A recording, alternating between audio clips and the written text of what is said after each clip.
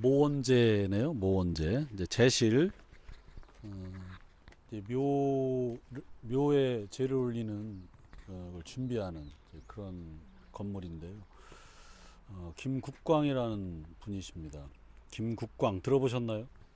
네, 사과에서. 사과에서 사과 후지와 쌍벽을 이루던 그 유명한 국광인데, 사실은 이 국광 사과와 이 광산김 씨가가 모종의 관계가 있어요. 또 오늘 온다고 했더니 또 우리 이정수 선생님 좀 찾아오셨는데, 뭐 어떤 얘기? 아닌데? 응? 그 응. 이 광산 김씨에서는 이제 사과가 국광 사과라는 말을 입에 올리지 않는데요. 아예. 그 기원이 된 건 아니고요. 아니 글쎄 이제 그런 건 네네. 아니고 이제 그 관계를 한번 재밌으라고. 근데 그럴 법 하잖아요. 그죠? 조상님 중에 이제 함자가 국광인데 함부로 국광사과 이렇게 올리는 거는 사실은 좀 불경이죠. 어떤 뭐, 후지 사과가 나오기 전에는 사실은 다 다 국광 국광. 사과를 썼잖아요. 그렇죠. 거긴 뭐라고 부르지? 그냥 사과? 그냥 네, 사과. 그냥 사과라고 하는 거죠. 그냥 사과라 그래야 그 돼. 이름 자체를 부르는 것이 금기시되어 있대요. 아까 김기중 선생님 말씀해 주셨는데 오대조, 그 김장생의 오대조십니다. 이분이. 그러니까 그 누대에 걸쳐서 이제 당상관을 배출했다 그랬는데, 그 당상관 중에 이분이 가장 높으신 지까지 올라가신 분 같아요. 직위로는 좌위정에 올랐는데, 좌위정 정승에 올랐는데, 저기 설명해 보시는 것처럼 1등 공신이세요. 그리고 이제 공신도 뭐 1, 2, 3등 있는데, 이분은요 무려 공신을 3번이나 올랐어요. 한 번도 어려운데.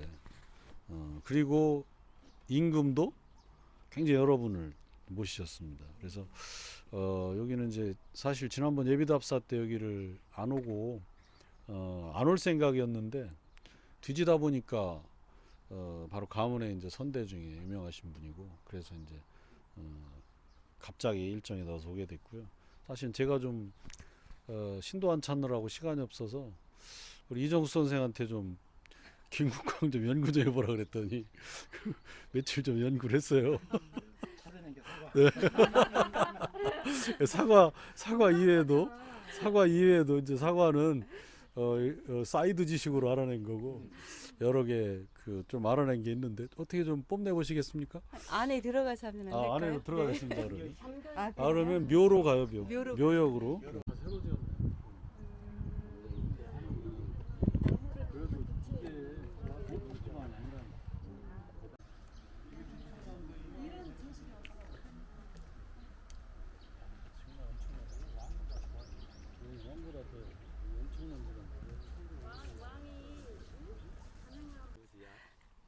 그 호는 서석이고 이제 김국강님은 이분은 그 사계 김장생의 5대 조시더라고요. 그런데 그 사계 김장생이 그렇게 부를 누리면서 그 벼슬 관직에 아무튼 그 관직을 많이 안 가셨지만 그 많은 문화생들을 거둘 수 있는 그 부의 근간을 사실은 이 오대조이신 이 김국광님께서 그 만드 그 터전을 만들었다라는 생각이 들더라고요. 원래 그 행정가로서의 면모가 굉장히 뛰어났던 분 같아요. 그래서 세종대에 그 관직에 나가요. 과거에 급제를 해서 이제 관직에 나가고 계속 그 이제 승승장구를 했는데, 특히 그 이제 세조가 그 계유정난을 일으키면서 이제 왕이 되는 그 과정에서 그때 승지의 신분이셨더라고요. 그래서 모든 이제 승지들이 다 그 세조의 그 이제 편에 서는 걸 거부했잖아요. 그래서 다 이제 그 직을 떠날 때 이제 이분만 남아서 결국은 이제 세조의 신임을 받으면서 가두승지가 되더라고요. 왕명을 출납하는 이제 그런 직책을 갖게 되는데 처음에 그 임병조 박사님이 저한테 난 김국강을 그 공부하고 싶지 않다. 왠지 이 사람은 배신자 같은데 이런 얘기를 했어요. 그래서 그 느낌이 왜 그랬을까 보니까 세종대의 많은 문신들이 그 세조의 즉위를 이제 반대하잖아요. 근데 이제 좀 적극적으로 그 도움을 주셨던 분 같아요. 그래서 거기에서 이제 그 공신이 됩니다. 이제 공신의 등급에서 3등 공신이 되더라고요. 그런데 이제 워낙에 그 어떤 학식도 뛰어나고 또 행정적인 능력이 굉장히 뛰어나셨었던 것 같아요. 그래서 그 여진족을 그 이제 그쪽 그 함경도 쪽에서 계속 이제 소란스럽게 하니까 그 여진족을 위무하는 것에도 뛰어난 능력을 발휘했고 그 나중에 그 이시애가 난을 일으키더라고요. 그러니까 세종대에 김용서 장군을 보내서 그 함경도를 이제 다 복속을 시키잖아요. 그러면서 우리나라 사람들 양인을 그 함경도로 보낼 때 그 이제 여진족을 이제 그 어쨌든 그 지휘를 해야 되잖아요. 그럴 때 그러니까 많은 그 조세 혜택을 줬었는데 그 세조대에 이르러서 이제 그 조세 혜택을 거두게 되거든요. 그러니까 그 이제 그 이시애 형제를 필두로 해서 일어난 난이 이시애 난인데 굉장히 그 과정에서 그 꾀를 많이 써서 그 조정이 어려움을 겪게 되는데 이때 그 병조판서가 되어서 그 이시애 난을 남이 장군과 함께 평정을 합니다. 그러면서 다시 이제 2등 공신이 되는 거죠. 그리고 나중에 그 성종을 왕위를 옹립하는 그 과정에서 좀 복잡했었잖아요. 그러니까 예종이 이제 후사가 없이 이제 돌아가시게 되니까 결국은 그 인수대비하고 한명회가 이제 상당히 그 이제 작전을 짰다는 왜 드라마에도 많이 나오잖아요. 이제 거기에서 그 성종을 왕위에 옹립하는데 이제 공을 세우고 그때 드디어 이제 1등 공신이 되는 거죠. 근데 이제 조선 시대의 그 토지가 원래 그 관료들에게는 그 어떤 그 관직을 가지고 있는 동안에만 녹봉처럼 토지를 주잖아요. 그게 과전법인가요?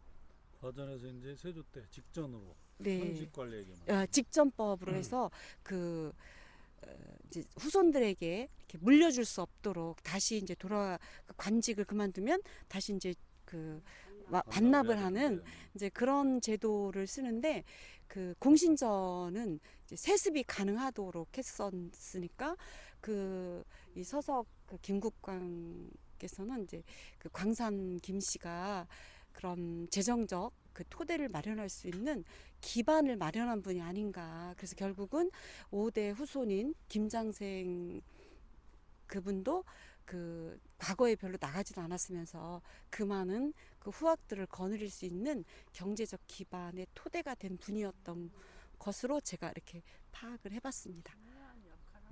그렇죠.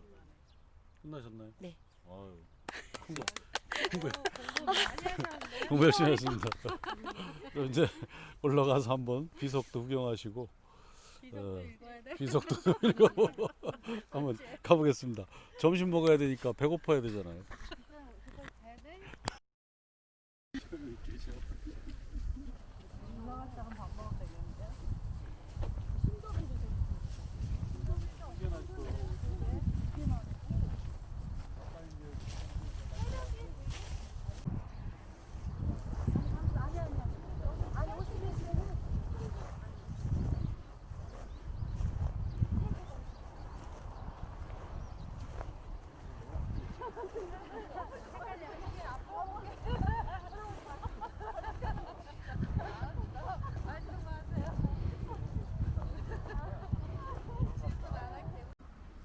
이거 뭐 광개토대왕 비만하잖아. 내가 이게 정말 세력이 대단했던 거야. 좌이전 그다음에 이 아니 이제 그게 막 주어지고 근데 워낙에 식용을 잘 하셨더라고요. 사실 할 말 있으십니까? 아니 네. 또 이제 아까 김기중 선생님이 임사홍이 찬한 신도비 얘기하셨잖아요. 네. 그래서 이제 임사홍이라는 인물은 뭐 다들 아시겠지만 연산군대 그 권신이었죠, 권신. 그러니까 이제 그분하고도 좀 가까운 관계, 그런 관계 있었기 때문에 또 이런 신도비 찬하는 데 관여하고 이제 그랬던 걸 보면 어쨌든 누대에 걸쳐서 여러 왕을 섬기고 여러 왕을 섬기는 동안에 전부 계속 음지가 아니고 양지에만 있었다. 공신을 3번이나 지냈다. 이게 대단한 인물이죠. 대단한 인물. 그래서 하여튼 경관상으로 볼 때 이제 의미를 읽어내는 것은 뭐 좀 어렵겠고요. 제 능력상. 경관상으로 볼 때는 정말 우리 충청남도에 있는 여러 유적 유물 중에서 가장 큰 규모를 자랑한 이런 자리가 바로 여긴 것 같습니다.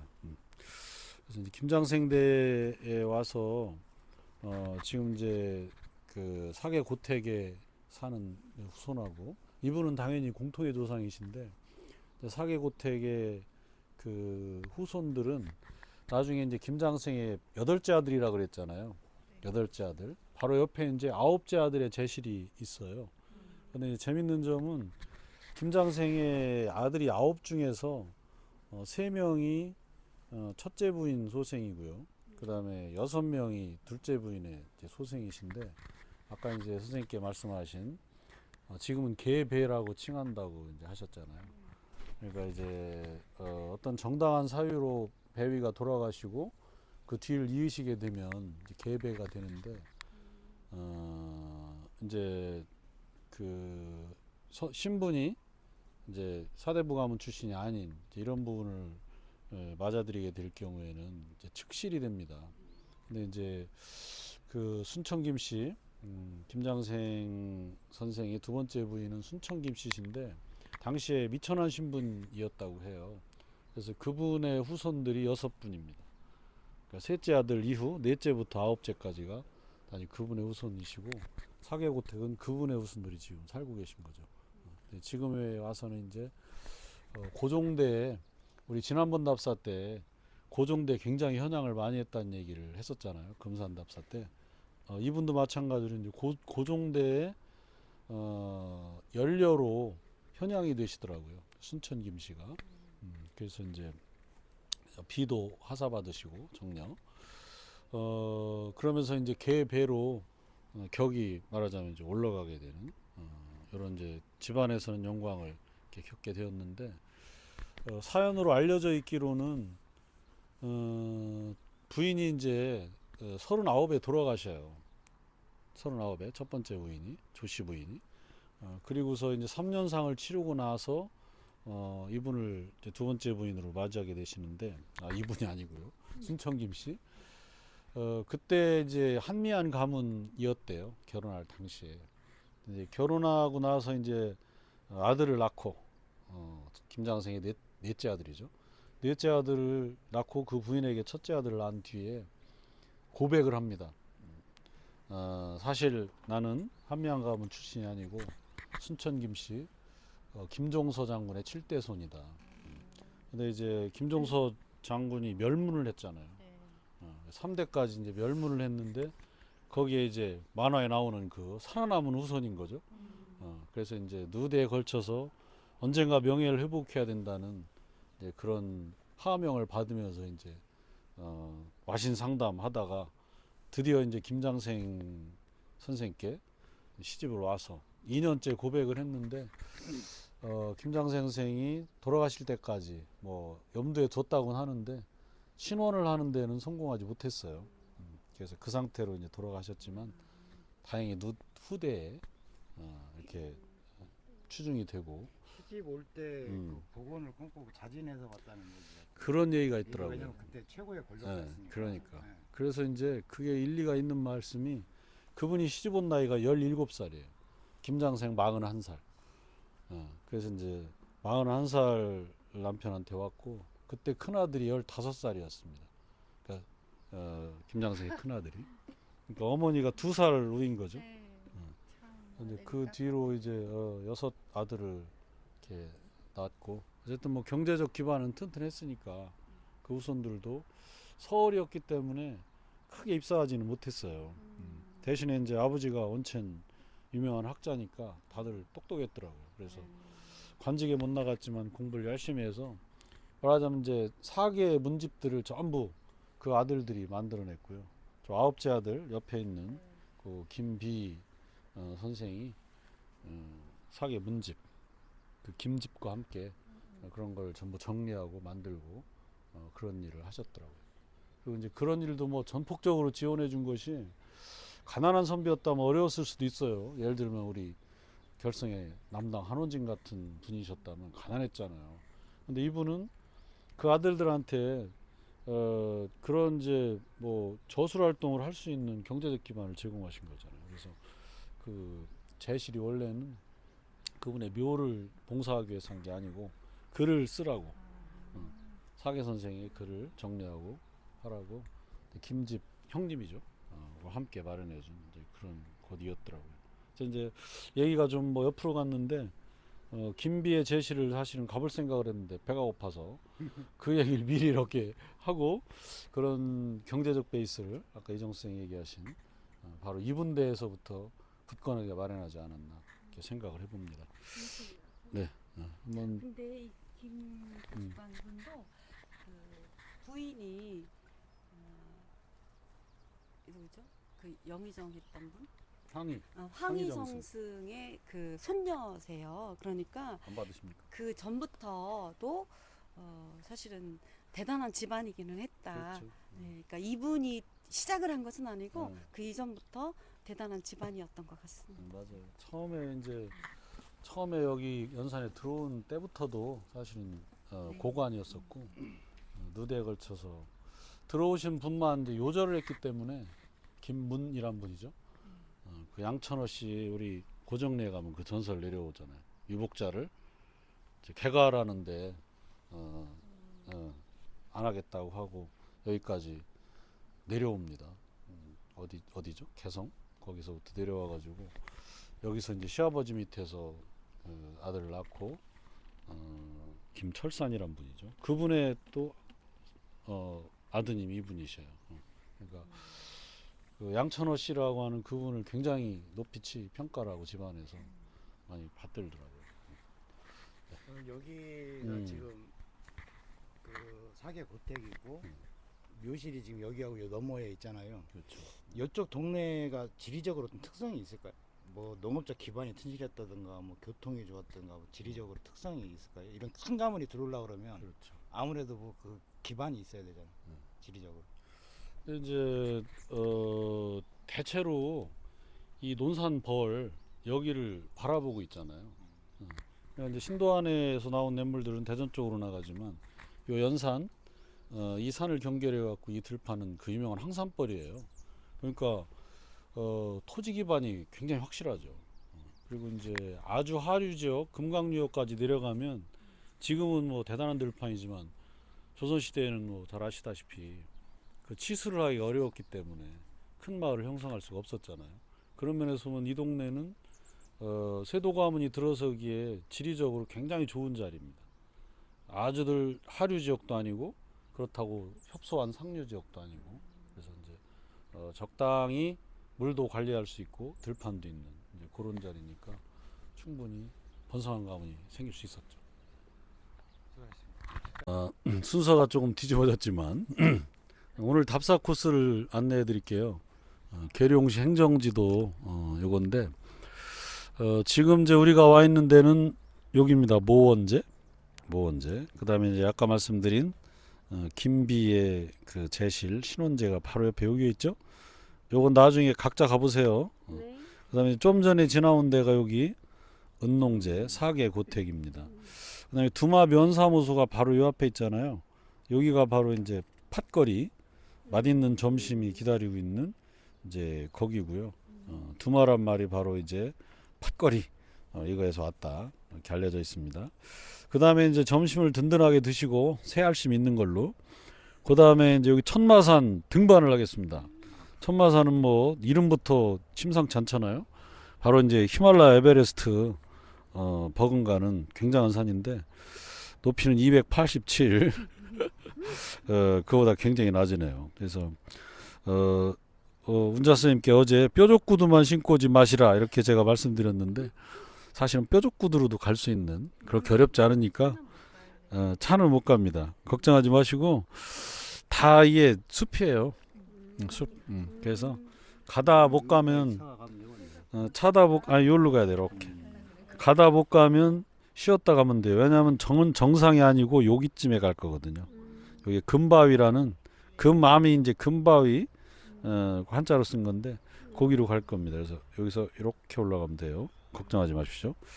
그 다음에 여길 내려와서는 이제 이 신도안인데 얘는 정말 안타깝게도 얘기를 많이 담고 있으나 볼 수가 없고 영상을 찍기가 어려운 이런 데입니다.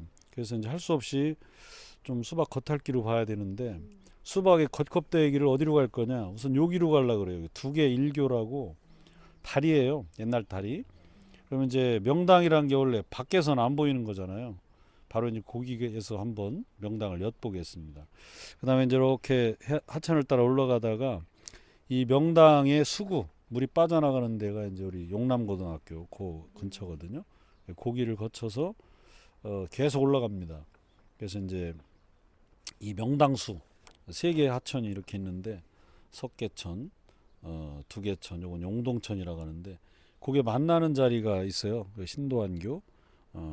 그래서 이제 여기 보면 이렇게 산줄기가 빠져나와서 누에대가리 잠두라고 하는데 거기로 갈 거예요. 보고 그다음에 올라가서 여기 이제 옛날 그 시천교 동학교도들의 마을이 당연히 못 보고요. 표지판만 있지만 거기 잠깐 보시고 이제 신도안 그 궁성을 만들라겠다는 그 주춧돌 그게 이제 여기에 모아져 있는데 역시 못 들어갑니다. 아예 주말에는 근무를 안 하더라고요. 그래서 이제 뭐 갈 수가 없습니다. 어쨌든 밖에서 한번 주변 형세를 이렇게 보고 오늘 답사를 마치도록 하겠습니다. 네.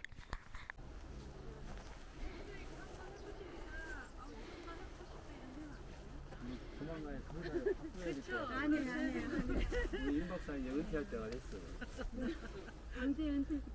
이 배꼽이 이렇게 생겼나? 누가 총질을 해야 됐나?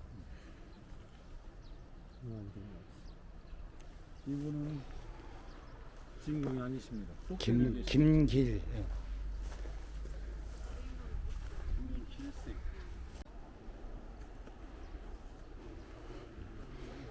이게 뭔 씨앗이에요? 이게? 그건 아닌데?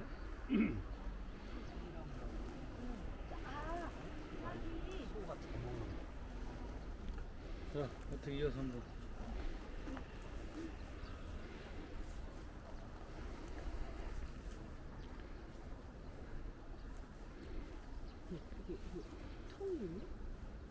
네, 홍대도. 통원대부. 유명조선 통운대부 행 당자 같은데? 이거는 상자야 당자야? 당. 행장 장예원. 노비예요? 장예원이라는 단서가 있었어. 장예원 사의. 사의 김공 휘. 휘지묘 이름 어렵다. 공일 예덕 예풍장 풍덕장씨. 풍덕장씨. 풍덕장씨 아 여기 부자 잘 보이는 것이 있네. 안 보여서가 몰라서 그런 거예요. 그러면 통운대부 같은 건 아닌데 나중에 조금 저희가 됐네. 이게 다르잖아. 여기 네. 숙인이고 여기 공인이잖아. 아, 내명부상에 이게 위계가 올라가는 올라가. 배 이제 위에 배 된. 예. 배 숙인 공인. 풍덕장씨 부자 저쪽에 계신 분이 계시니까 그렇죠. 그 좋아하니까 이쪽에 계시겠지 이쪽. 이렇게 보면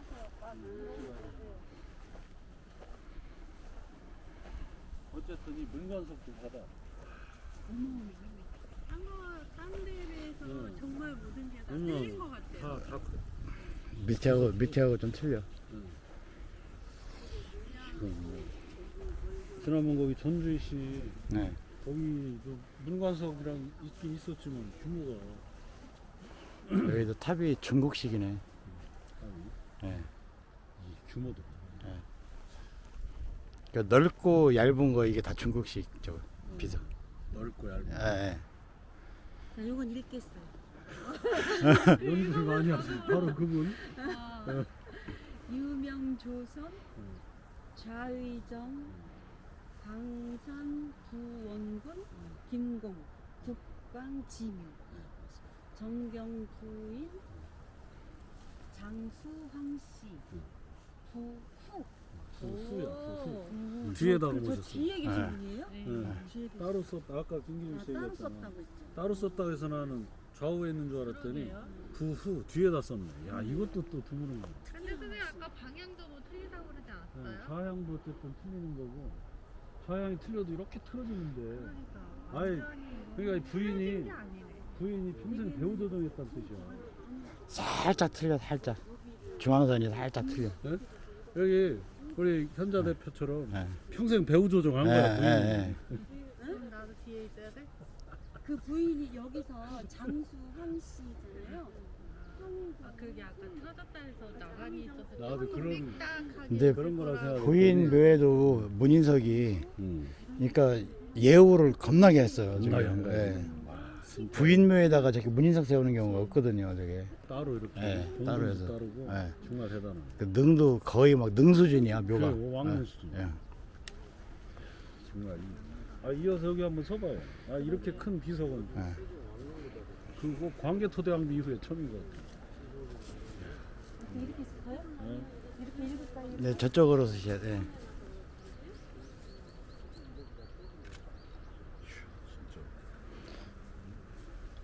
그 옛날에도 권세에 따라서 이 탑이 초석의 높이가 단도. 예, 단이 틀렸대 이 높이가. 저거 신도비 좀. 신도비는 사다리 놓고 올라가. 예. 근데 신도비의 돌이 굉장히 특이하네요. 대리석 계통. 대리석이죠. 화강석이 아니야. 이돌도 마찬가지. 이돌 이돌도 화강석이. 그러니까- 이현생 이게 이돌맹이는 대리석 계통 아닌데? 근데 다 제일 여기 버전은 또 뒤에서 그러게 대리 여기 보면 대리석 계통인데? 얘는 뺏긴 거 아니야? 네? 그냥? 근데 이렇게 까실까실해? 이거 뭐 근데 왜 거시 껴서 여기랑 그래야. 여기랑 여기가 이거 진짜 이거 봐. 이거 화강석 아니야. 넣어서 그런가?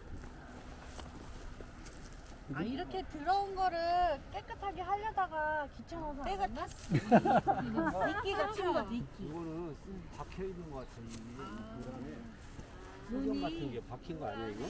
박힌 거야? 다른가요? 다른 선물이라 그런가? 그런 것 같은데.